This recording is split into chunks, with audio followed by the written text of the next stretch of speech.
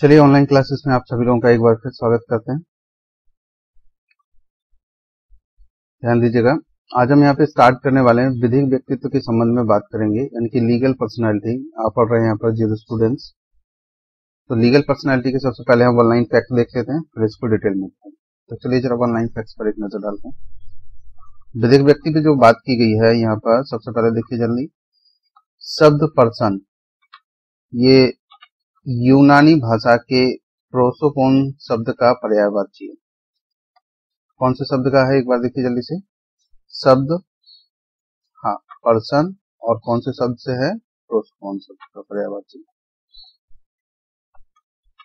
फिर यहाँ नेक्स्ट बात की गई है, प्रोसोपोन शब्द का आशय मुखौटों से था। मुखौटों मतलब समझ गए, जो वो लगाते हैं ना, चेहरे के ऊपर वो लगा लेते हैं दूसरे टाइप का, जिसमें कोई बिल्ली बनी हो, कुछ भी बने हो, इस टाइप के जो रहते हैं उनको बोलते हैं मुखौटे। जैसे जनरली आपने नाटक सीरियल्स वगैरह में देखे होंगे, तो वहां पर ये लगाए रहते हैं। चलिए नेक्स्ट जरा ध्यान दीजिएगा। व्यक्ति एक ऐसा अस्तित्व है जिस पर अधिकार और कर्तव्य अधिरोपित किए जा सकते हैं। व्यक्ति कैसा व्यक्ति है? व्यक्ति एक ऐसा अस्तित्व है जिस पर अधिकार और कर्तव्य अधिरोपित किए जा सकते हैं। नेक्स्ट यहाँ पे बात करेंगे, ध्यान दीजिए।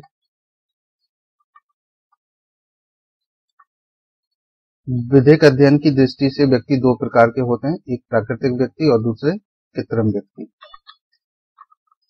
विधि के अंतर्गत नैसर्गिक मनुष्यों को माना जाता है प्राकृतिक व्यक्ति, और ऐसे व्यक्ति जो जीवित प्राणी ना होते हुए विधिक प्रयोजनों के लिए व्यक्ति माने जाते हैं, वो कृत्रिम व्यक्ति कहलाते हैं। फिर अगला जरा नेक्स्ट ध्यान दीजिए। आजन्मा व्यक्ति विधिक अस्तित्व नहीं रखता क्योंकि वह अधिकारों से रहित है। ये किसने कहा? पैटर्न ने। किसने कहा? पैटर्न ने। हाँ, अब जरा ध्यान दीजिएगा यहाँ पर।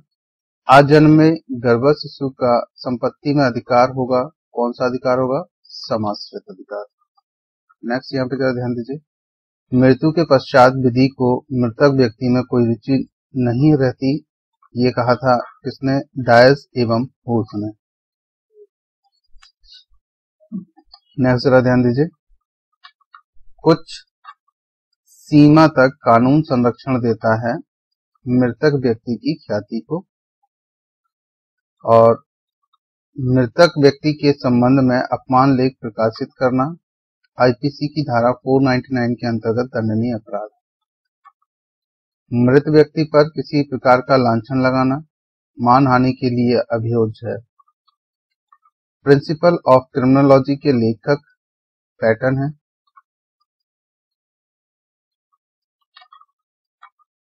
विधिक दृष्टि से पशुओं के प्रति मनुष्यों का कर्तव्य स्वयं समाज के प्रति कर्तव्य, ना कि पशुओं के प्रति। यहाँ पे जो आप देख रहे हैं, ये विधिक दृष्टि से पशुओं के प्रति मनुष्यों का जो कर्तव्य है वो स्वयं समाज के प्रति कर्तव्य, ना कि पशुओं के प्रति कर्तव्य।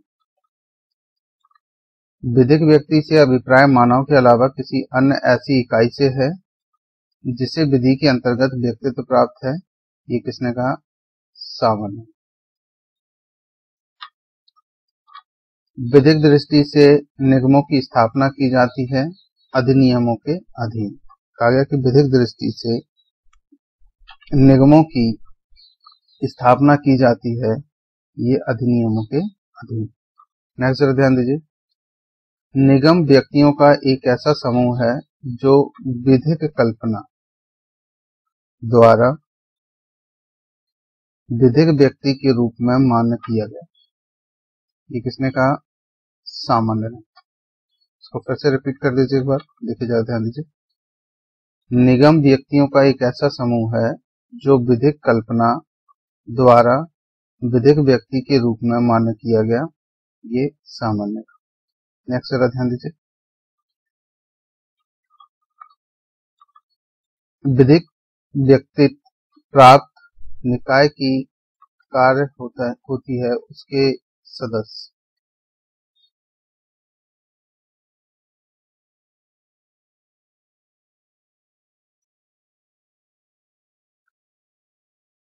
निगमों के अतिरिक्त भी विधिक व्यक्तित्व प्राप्त है। विश्वविद्यालय, मंदिर, अस्पताल, बैंक, रेलवे, भारत संघ आदि। निगमों के अतिरिक्त भी विधिक व्यक्तित्व प्राप्त है। कौन कौन से हैं? विश्वविद्यालय, मंदिर, अस्पताल, बैंक, रेलवे, भारत संघ आदि को। नेक्स्ट यहाँ पे देखिए, विधि संदर्भ में सर्वाधिक महत्वपूर्ण व्यक्ति निगम है। निगमों को दो भागों में बांटा गया है, समाहत निगम तथा एकल निगम। कॉरपोरेशन एग्रीगेट यानी कि समाहत निगम, यह सह विद्यमान व्यक्तियों का एक ऐसा समूह है जो किसी उद्देश्य की पूर्ति के लिए संगठित होता है। समाहत निगम का सर्वोत्तम उदाहरण लिमिटेड कंपनी है। समाहत निगम का सबसे प्रमुख लक्षण है सदस्यों से पृथक अस्तित्व। कंपनी के निगमित होने का फायदा सीमित दायित्व के साथ व्यापार। जो निगमित कंपनी है उसका होने का फायदा क्या है? जो सीमित दायित्व है उसके साथ व्यापार कर सकते हैं। देखिए जरा ध्यान दीजिए नेक्स्ट पॉइंट पर, निगम आवरण को हटाने का महत्वपूर्ण बात है। सॉलोमन बनाम सॉलोमन 1887 का एक। एकल निगम यानी कि कॉर्पोरेशन सोल होता है क्रमवर्ती व्यक्तियों की एक श्रृंखला, और एकल निगम में एक समय में केवल एक व्यक्ति ही होता है। विधिक दृष्टि से एकल निगम का उद्देश्य वही उद्देश्य जो समाहत निगम का है। एकल निगम में लोक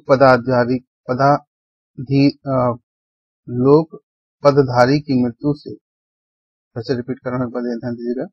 एकल निगम में लोक पदधारी की मृत्यु से निगम का प्राकृतिक शरीर समाप्त हो जाता है, इसका एकल निगम का, किंतु उसका विधिक अस्तित्व अमर रहता है, जिसका प्रतिनिधित्व उसका उत्तराधिकारी करता है। सम्राट की मृत्यु हो गई, सम्राट चिरायु को स्पष्ट करती, और सम्राट की विधिक स्थिति को। सम्राट की मृत्यु के बाद भी उसका विधिक अस्तित्व बना रहता है, एकल निगम होने के कारण। एकल निगम का उदाहरण इंग्लैंड का सम्राट, पोस्टमास्टर जनरल और मंत्री आदि। निगम एक काल्पनिक व्यक्ति है जो ना तो दौड़ने की क्षमता रखता है और ना किसी से विवाह करने की या बीमार पड़ने की, बल्कि वह तो व्यक्तियों का एक ऐसा समूह है जिन्होंने किसी एक सामान्य उद्देश्य से प्रेरित होकर सामूहिक रूप ग्रहण किया है। ये किसने कहा था? मैटलैंड ने।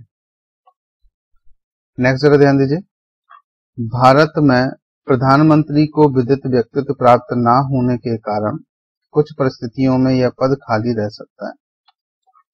हिंदू विधि के अंतर्गत हिंदू परिवार की विधिक व्यक्ति प्राप्त नहीं है। कहा गया हिंदू विधि के अंतर्गत हिंदू परिवार को विधिक व्यक्तित्व प्राप्त नहीं है। विधिक व्यक्ति जो लिखा हुआ है इसको यहाँ विधिक व्यक्तित्व पढ़िए। संघ लोक सेवा आयोग को विधिक व्यक्ति प्राप्त नहीं है। जो संघ लोक सेवा आयोग है तो विधिक व्यक्तित्व प्राप्त नहीं है। निगमों की स्थापना होती है चार्टर, कानून, पुरानी रूढ़ियां या आपसी करार से।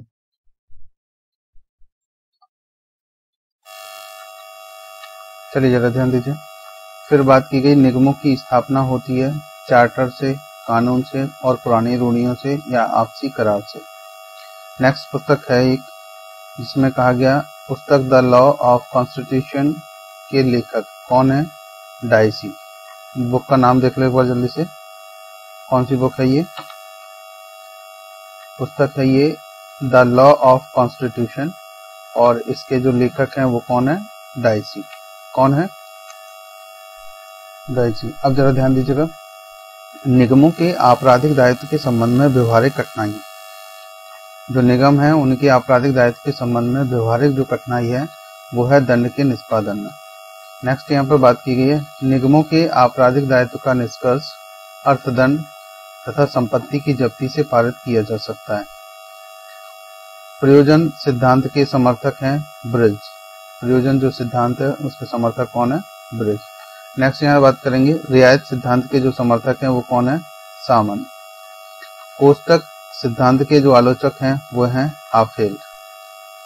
ये सिद्धांतों को जरा ध्यान रखना, फिर से रिपीट कर रहा हूं एक बार। प्रयोजन सिद्धांत के समर्थक कौन है? ब्रिज। और रियायत सिद्धांत के जो समर्थक हैं वो कौन है? सामन। कोष्टक सिद्धांत के आलोचक कौन है? आफेल। ये देखिए समर्थक नहीं है, यहाँ आलोचक की बात की गई है। कोष्टक सिद्धांत के आलोचक आफेल। कोष्टक सिद्धांत के जो समर्थक हैं वो कौन है? हीरेन। यथार्थता सिद्धांत के समर्थक पूलक। यथार्थता सिद्धांत के जो प्रणेता हैं वो गियर्क हैं। फिर परिकल्पना के सिद्धांत के समर्थक सेवनी, सामन और हाफेल। अगला जरा ध्यान दीजिएगा भारतीय संविधान में निगमित व्यक्तित्व का उपबंध किस अनुच्छेद में मिलता है? अच्छा, इसको यहाँ इन्होंने रिपीट कर दिया, थोड़ा ही छोड़ दिया।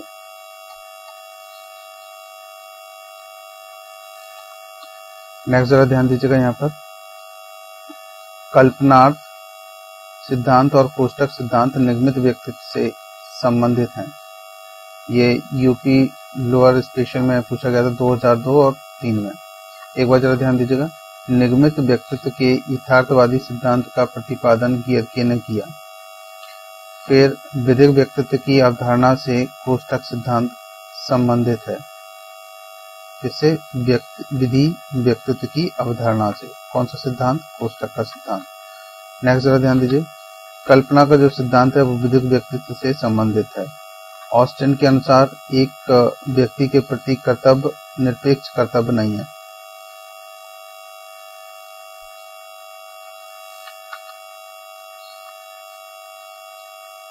विधि शास्त्री ग्रे ने विधिक व्यक्तित्व को परिभाषित करते हुए कहा कि यह एक अस्तित्व है जिस पर अधिकार एवं कर्तव्य अधिरोपित किए जाते हैं। किसने कहा? ये विधि शास्त्री ग्रे ने। आजन्मे व्यक्ति का कर्तव्य कुछ दशाओं में विधिक व्यक्तित्व होता है। पैटर्न ने कहा कि आजन्मे शिशु का विधिक अस्तित्व नहीं होता क्योंकि वह अधिकार रहित होता है। ये पैटर्न ने मना किया है और ग्रे ने हाँ किया। नेक्स्ट जरा ध्यान दीजिए बनारस हिंदू विश्वविद्यालय के विरुद्ध न्यायालय में वाद दायर किया जा सकता है। विश्वविद्यालय एक विधिक व्यक्ति है, दोनों कथन सही है तथा प्रथम कथन का दूसरा कथन व्याख्या करता है। मूर्ति विधिक व्यक्ति है। प्रेमनाथ मलिक बनाम प्रद्युमन कुमार मलिक के बाद में यह अभी निर्धारित किया गया कि मूर्ति एक विधिक व्यक्तित्व है। हिंदू देव प्रतिमा न्यायिक व्यक्तित्व है। देव प्रतिमा के लिए स्थापित धर्मदाय के संबंध में शाश्वतता के विरुद्ध नियम लागू नहीं होता। एक हिंदू देव प्रतिमा का व्यक्तित्व केवल लाभार्थ ही स्वीकार नहीं है बल्कि यह दायित्व भी उत्पन्न कर सकता है। हिंदू देव प्रतिमा का धर्मदाय में लाभकारी हित होता है नहीं होता है या नहीं? तो हिंदू देव नेक्स्ट जरा ध्यान दीजिएगा इसी से रिलेटेड है। देवकी नंदन बनाम मुरलीधर के बाद में यह निर्णित किया गया कि एक हिंदू देव प्रतिमा का धर्मदाय में लाभकारी हित नहीं होता है, इसमें वास्तविक हिताधिकारी पुजारी होता है। कौन सा केस था ये? देवकी नंदन बनाम मुरलीधर का केस। मस्जिद विधिक व्यक्ति नहीं है जबकि मूर्ति गुरु ग्रंथ साहब तथा कंपनी विधिक व्यक्ति हैं। मंदिर में भगवान शिव की मूर्ति विधिक व्यक्ति है। किसकी मूर्ति? भगवान शिव की जो मूर्ति है उसे यहाँ पर ये आर यहाँ पर बाय मिस्टेक प्रिंट हुआ, इसमें भगवान शिव की मूर्ति विधिक मूर्ति व्यक्ति है। नेक्स्ट जरा यहाँ पे ध्यान दीजिएगा भारत का राष्ट्रपति एवं भारत संघ दोनों विधिक व्यक्ति हैं लोक सेवा आयोग उत्तर प्रदेश विधिक व्यक्ति हैं। जबकि उत्तर प्रदेश सहकारी आवास समिति के अध्यक्ष, इलाहाबाद विश्वविद्यालय का कुलपति तथा नेशनल थर्मल पावर कॉरपोरेशन के प्रबंधक निदेशक विधिक व्यक्ति नहीं है। भारत का राष्ट्रपति समष्टि निगम का उदाहरण नहीं है। निगम दो प्रकार के होते हैं, समष्टि निगम तथा एकल निगम। सामान्य के अनुसार निगम व्यक्तियों का समूह है। निगमों के अतिरिक्त विश्वविद्यालय, मूर्ति, अस्पताल, मंदिर, रेलवे, समृद्ध व्यक्ति तथा बैंक आदि भी विधिक व्यक्ति हैं। निगम एक विधिक व्यक्ति है, एक कोष विधिक व्यक्ति नहीं है। नेक्स्ट जरा ध्यान दीजिए, शिरोमणि गुरुद्वारा प्रबंध कमेटी बनाम सोमनाथ दत्त के बाद में भारत के उच्चतम न्यायालय ने निर्णय किया कि गुरु ग्रंथ साहब एक विधिक व्यक्ति है। मस्जिद शाहगंज बनाम शिरोमणि गुरुद्वारा प्रबंधक समिति के मामले में प्रिवी काउंसिल ने यह भी निर्धारित किया कि मस्जिद ना तो वाद दायर कर सकती है और ना ही इसके विरुद्ध वाद दायर किया जा सकता है, क्योंकि विधि की दृष्टि में वह कृत्रिम व्यक्ति नहीं है। नेक्स्ट केस देखिए जरा, सालोमन बनाम सालोमन का केस। इसके बाद में न्यायालय ने निगमित व्यक्तित्व का पर्दा उठाया।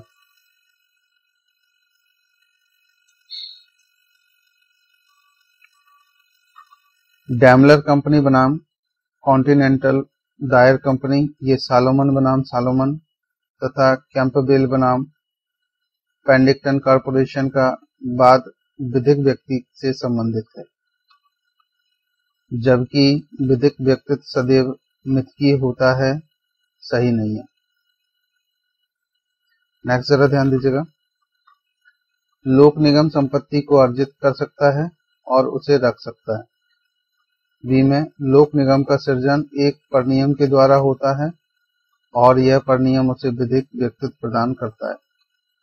दूसरी बात की गई, उपयुक्त दोनों कथन सही है तथा ए बी की व्याख्या करता है और यहाँ पे निम्न सिद्धांत निगमित व्यक्तित्व से संबंधित है। एक्चुअली क्या है, ये कुछ क्वेश्चन में जो पूछे गए हैं उनसे रिलेटेड है, थोड़ा सा बस देख लीजिए ना, अभी और डिटेल में पढ़ेंगे तो क्लियर होंगे। ये यथार्थवादी सिद्धांत, कल्पित सिद्धांत और रियायत सिद्धांत, जबकि हित सिद्धांत निगमित व्यक्तित्व से संबंधित नहीं है। कोष्ठक का सिद्धांत विधिक व्यक्तित्व से संबंधित है और एकल निगम की अवधारणा प्रत्यय के संबंध में सामान्य का कथन है कि जीवित व्यक्ति आता है जाता है, परंतु विधि की यह कृति सर्वदा एक ही रहती है। नेक्स्ट जरा ध्यान दीजिएगा, निगमित व्यक्तित्व के संबंध में प्रतिपादित सिद्धांत सही और सुलमित है। तो यहाँ पर ध्यान दीजिए, प्रयोजन का सिद्धांत, कोष्ठक का सिद्धांत और कल्पितार्थ का सिद्धांत और यथार्थवादी सिद्धांत, ये जस्ट आपने अभी थोड़ी देर पहले ही पढ़े। प्रयोजन का सिद्धांत रिलेटेड है ब्रेन से, कोष्ठक का सिद्धांत ईयरिंग से, कल्पितार्थ का सिद्धांत सामान से और यथार्थवादी सिद्धांत गियर के से। पुस्तकों के बारे में थोड़ा सा ध्यान दीजिएगा, E.M. ओकार्ट, ये किंग एंड काउंसलर्स नाम की बुक लिखी इन्होंने। नेक्स्ट देखिए, J.M. Lightwood, the nature of positive law लिखा इन्होंने। और नेक्स्ट यहाँ पे देखिए, K.R. Popper, the open societies and its enemies. और डी में यहाँ बात की गई W.T. Stace, the philosophy of Hegel. ये एक शॉर्ट पॉइंट थे, हम चलते हैं सीधे क्लास में डिटेल की तरफ। तो यहाँ पर एक बार इसको थोड़ा सा डिटेल में पढ़ लेते हैं, बार बार ये पॉइंट्स हैं इनको रिवाइज करेंगे और फिर जो थ्योरी हम लोग पढ़ेंगे उस थ्योरी में इन्हें सर्च करेंगे कहाँ कहाँ पर हैं और इसके लिए कौन कौन से इंपॉर्टेंट है। चलिए जरा ध्यान दीजिए।